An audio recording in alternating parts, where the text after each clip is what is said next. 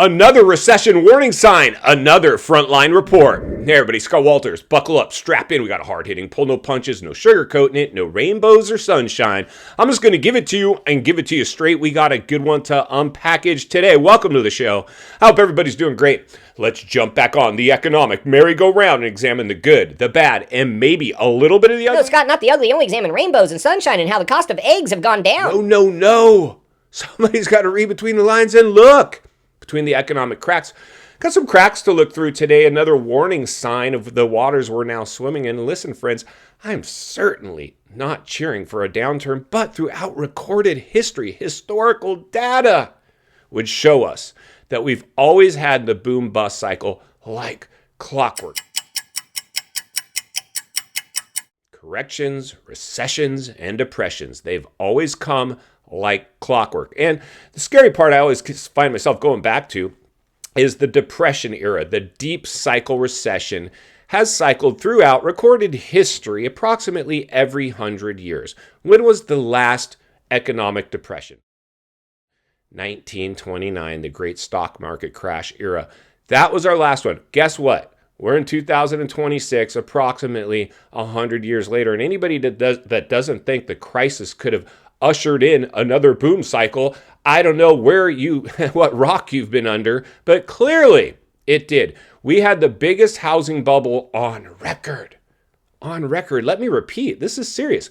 The biggest housing bubble on record, but it gets better or worse, depending on how you look at it. This was overnight appreciation to never seen before highs with no organic growth, market manipulation. Low inventory due to lockdowns and a low interest rate environment put too much upward pressure on the housing market. Rates should have been risen the second it started to exhibit that bubble behavior. They didn't raise rates. They let the thing go. They kicked the can down the road. And now we're trying to do cleanup on aisle 4 by doing anything we can to tame this thing. But it's too late. Inflation reared its ugly head. A lot of things reared its ugly head. But what we got to talk about today, another warning sign that's rearing its ugly head. Autos and homes. Those are the two biggest purchases we make in our lives. And I've already talked about, and if you haven't seen it and you're not subscribed, get subscribed and jump in and go look at my previous video. The numbers are currently lining up with the amount of homes now that are delinquent or at serious risk of becoming delinquent as we had in the 2008 financial crisis. We're already hitting those numbers now. Well, guess what else is hitting those numbers? Auto loan defaults. They're lining up with 2008. Now, right now, currently, as we sit, approximately 5% of all auto loans are now delinquent. Guess what? They were back in the 2008 era. 5% of all auto loans were going delinquent. We're already hitting the type of delinquencies in homes and automobiles that we had in the great financial crisis, the Great Recession. Now listen, right now we're in the correction phase of all intents and purposes. I would say we're already in recessionary waters. But let's go ahead and play, we'll be a little bit generous. We're in the correction phase, right? We'll say the correction as we see homes are no longer going up at the rates that they were. In fact, they've actually reversed course in many, if not most, zip codes throughout America. And we are in potentially a correction. That would be a correction, right? Some of your areas are like, hey, I'm fine over here. We're still having normal appreciation rates, or we're flatlining. No meaningful appreciation rates anymore because there's no more market manipulation. It's too late. We overheated it to the point it can't tolerate any more growth. Now we're talking about, well, there's a shortage of inventory. No, it's an affordability crisis because we overheated the housing market. Well, the challenge is a lot of people with their stimulus checks went and put that stimulus check down as a down payment on a vehicle, and now they can't keep up with their auto loan payments. As now the U.S. savings rate is at an all-time low, people have exhausted their savings because of inflation, and they got used to spending money like it was going to keep pouring in for free, very, very short-sighted. And the U.S. debt is now at an all-time high. People are trying to bridge the gap with credit cards. They're leaning on their credit cards. I was at a store, I think I was traveling, went into a Walmart, and I had the option at my self-payout kiosk if I would like to put a portion of my purchase on a buy now, pay later, or split the payment between a credit card and cash. So basically, if you don't have enough money, would you like to use your credit card to make this? Or would you like to apply for a buy now, pay later? Right there for your grocery. Is that a warning sign? It looks like a warning sign. That's not good. That is not good. But it gets better or worse, depending on how you look at it.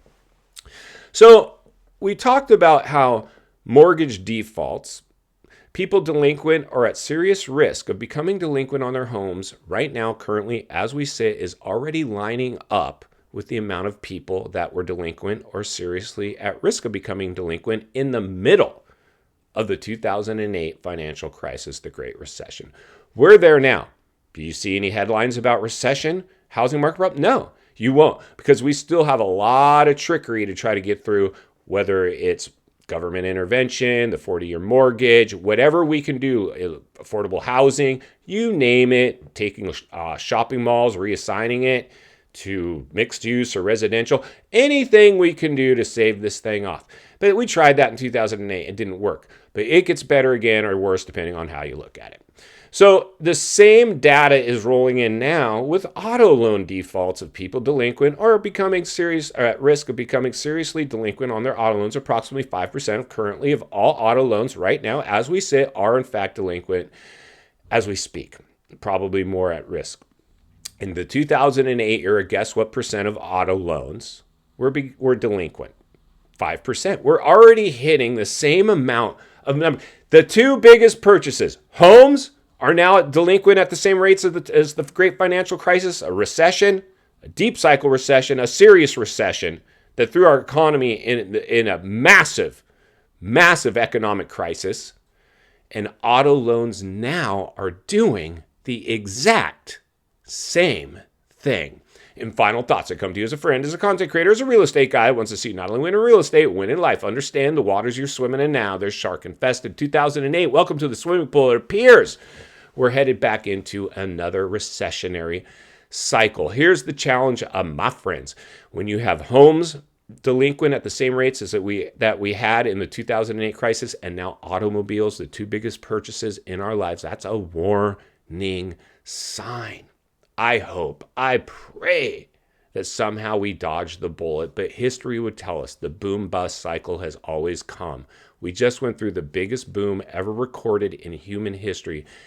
If you're betting the odds, you would have to say that we probably have a bust cycle that's going to be the result. But will it be a correction, recession, or depression? Currently, we're already lining up with recessionary numbers on the two biggest purchases we make, our homes and our cars, and we're not even in official recession yet. If this breaks loose, and like I said, if you were betting, you would have to bet it will. We will probably end up in a depressionary level of a downturn. It's better to understand this, to hear this, to be prepared for something and have it not happen than have something happen and not be prepared. Insulate yourself the best of your ability right now. Understand that you need to weather a storm. Unless you've lived through a boom-bust cycle, you're probably not going to be as prepared as you would had you gone through it. There's going to be a lot of buying opportunity knocking at the door. Unfortunately, a lot of people won't be financially fit enough, or they're going to be too scared, a deer in the headlights, unable to operate within it efficiently. That's why I'm here. I want to continue to help you every step of the way, because it's not only what you need, it's in fact what you deserve. If you appreciate the content, I want to humbly ask you, give the video a like, subscribe to the channel, leave a comment below. I'd love to hear from you. Social media link in the description of this video if you'd like to follow me there. Simply search up Scott Walters Real Estate on all social media networks. If you need help buying or selling real estate here in America, I have the biggest network of top-rated agents in the nation ready to assist you. It'd be our honor and our privilege to do so. Email in the description for you as well. If you're watching from your television set today and you enjoyed this video, you're going to love the next video, and there's an easy subscribe icon for your convenience. As always, thank you for your time. Please go make it count today. God bless, and I'll see you on the next video.